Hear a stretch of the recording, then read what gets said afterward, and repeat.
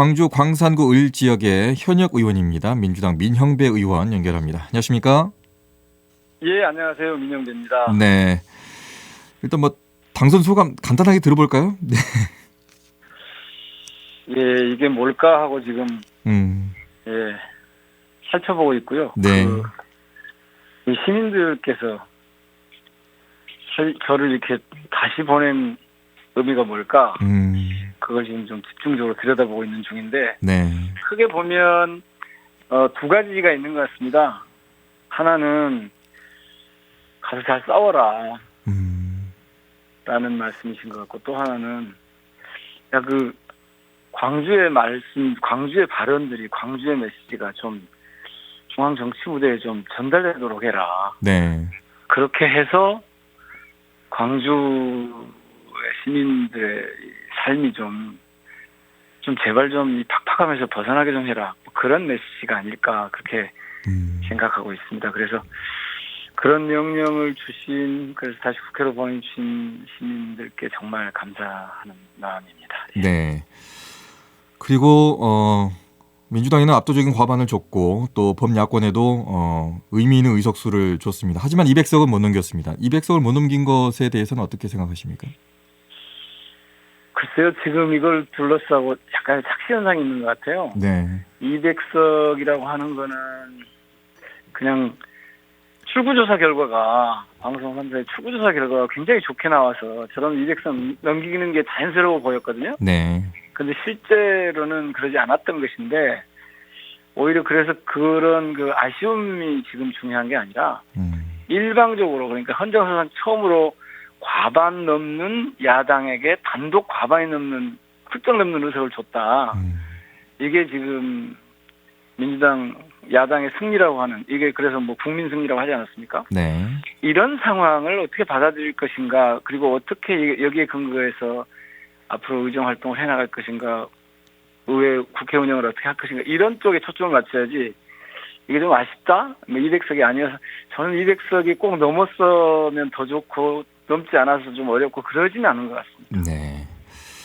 자, 일단 뭐 현안이 지금 막 쏟아지고 있는 것 같습니다. 그 중에 하나가 이제 술판 회유 진상조사, 여기에 지금 또 책임을 맡으신 걸로 알고 있습니다. 이게 어떻게 된 건지 좀 말씀해 주시겠어요?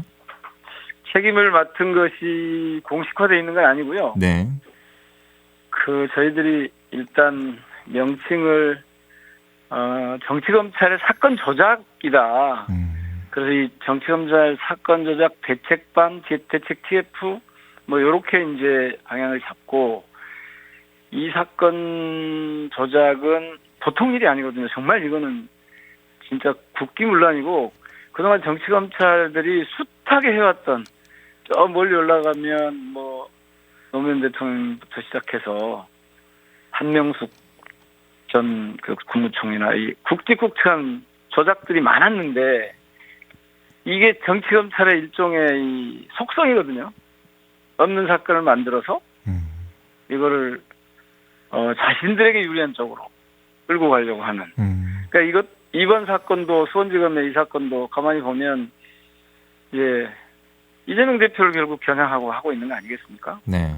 그런데 그 방법이 지금까지 정말 상상하기 어려운, 그 피의자들 공범들을 모아놓고 술을 마셔가면서 회유를 했다. 네. 이건 정말 저희들이 지금까지 경험해본 바로는 처음 있는 일 아니겠습니까? 그래서 네. 이거는 굉장히 중요한, 그리고 반드시 진상을 밝혀야 되는 그런 사건이다 해서 당에서 지금 여기에 대책반을 꾸리고 그 책임을 저한테 좀 맡아주면 좋겠다 해서 뭐 그렇게 좀 준비를 하고 있는데요. 조금 전에 그 인터뷰하신 그 박균택 당선인이 네. 검사 출신이지 않습니까? 합류하기로 하셨다면서요? 아, 예. 그분이 아마 간사 역할을 하게 될 것 같아요. 아, 그렇군요. 어떻게 마치 광주에서 이걸 이렇게 하게 되는, 주도하게 되는 셈인데요. 네네. 그분이 이제 이걸 잘 하실 수 있을 거라고 봐서 네. 합류를 해서 같이 하게 될 것 같습니다. 어떻게 하다 보니까 또 광산구 갑 이래서 다 하시게 됐네요. 그게 이제 원래 그분은 전문성이 있는 분이고 박진택 당선인은 네. 그리고 검사장 출신이고 그쪽 검찰사장을 잘하니까 네네. 또 계속 그 선거 과정에서도 그 검찰 출신이라야 검찰 개혁을 제대로 할 수 있다 그랬었고 지금 정권 탈환의 선봉장이 되겠다 그러시면서 보니까 네. 이 검찰 정상화 문제를 풀어내지 않으면 안 된다는 의지가 확고하시더라고요. 네. 그리고 전에 이분이 또 검찰국장 출신이잖아요. 예. 그래서 내부 사정을 잘 알 겁니다. 그리고 선거 과정을 통해서 보니까 이 부분에 대한 그 신념이 확고하신 것 같더라고요. 그래서 같이 좀 해주시면 어떻겠습니까 했더니 흔쾌히 그렇게 하겠노라고 그러셔서 네. 오늘 점심 때 첫 회의를 합니다. 뭐 수원지검에서 황당한 주장이라고 정의원으로 이제 반박을 했다는데 뭐 이러면은 뭐 CCTV 같은 거 아니면 기록 같은 거 나와야 되니까 거기서 그럼요. 예, 그 기록을 공개하면 되는 거 아닙니까? 황당한 주장이라는 말은 네. 그쪽에서 맨날 쓰던 말입니다. 아. 그렇게 뻔히 아니 어떤 피의자가 네.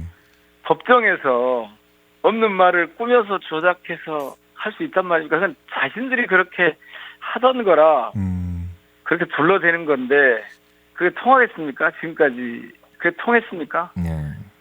그 황당한 주장을 정말 하는 게 정말 황당하다고 주장하는 게 정말 황당합니다. 네. 향후에 이제 총선 이후에 윤석열 대통령이라든가 이제 국정 기조가 좀 바뀔 거라고 보십니까? 전환에 뭐 좀 신호가 좀 있을까요?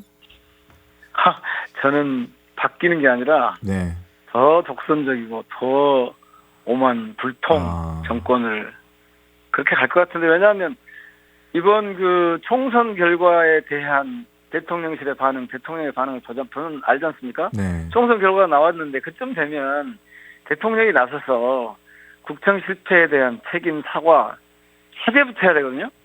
근데 그걸 하지 않고 총리시키고 비서실장 시켜서 그쪽에 책임을 지겠다고 하면서 당신은 나서지 않았잖아요. 나서지 않다가 국무회의의 모두 발언을 통해서 얘기를 했는데 그게 모든 언론에 뭐 진보 보수 할 것 없이 모든 언론에 기존의 국정 방향 바꿀 생각이 없고 네. 그대로 가겠다는 거다. 국정 기조는 정확하게 잡았는데 디테일에서 좀 부족했다는 말을 하지만 그러나를 뭐 어디 그 중앙일보가 보니까 제목 일면 머리기사 제목이 하지만 그러나 뭐 요 얘기를 15번 반복했다고 나왔더라고요. 네. 그러니까 바꿀 생각이 전혀 없는 거죠. 오히려 더 외골수로 그렇게 가려고 하는 것 아닌가 싶어서 네. 정말 걱정이 태산입니다. 나라가 이러다가 망가진다. 진짜 망가질 것 같은 느낌 때문에요. 네. 자, 1분 정도밖에 남지 않았는데 일단 광산에 대한 발전 구상도 대표적인 거 하나 좀 말씀해 주십시오. 광산은 잘 아시는 것처럼 산업단지가 아주 광주의 대부분을 차지하고 있지 않습니까? 그래서 네.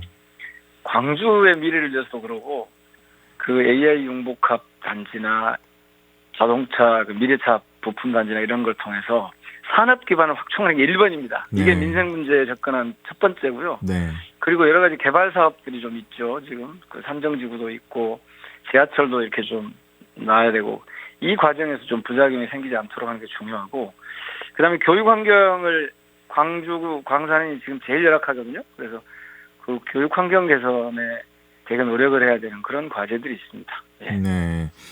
일단 산업의 어떤 발전을 조금이라도 더 광산에서는 이뤄내야 된다는 말씀이시네요. 예, 그래서 일자리를 늘리는 것이 지금 제일 중요한 과제죠. 먹고 사는 문제를 해결해야 되지 않겠습니까? 예, 알겠습니다. 변화 또 기대하도록 하겠습니다. 말씀 고맙습니다. 네, 고맙습니다. 네, 지금까지 광주 광산구 을 지역의 민주당 민형배 의원과 얘기 나눴습니다. 언제 어디서나 내 손 안의 뉴스. 광주 MBC 뉴스 유튜브 구독으로 함께하세요.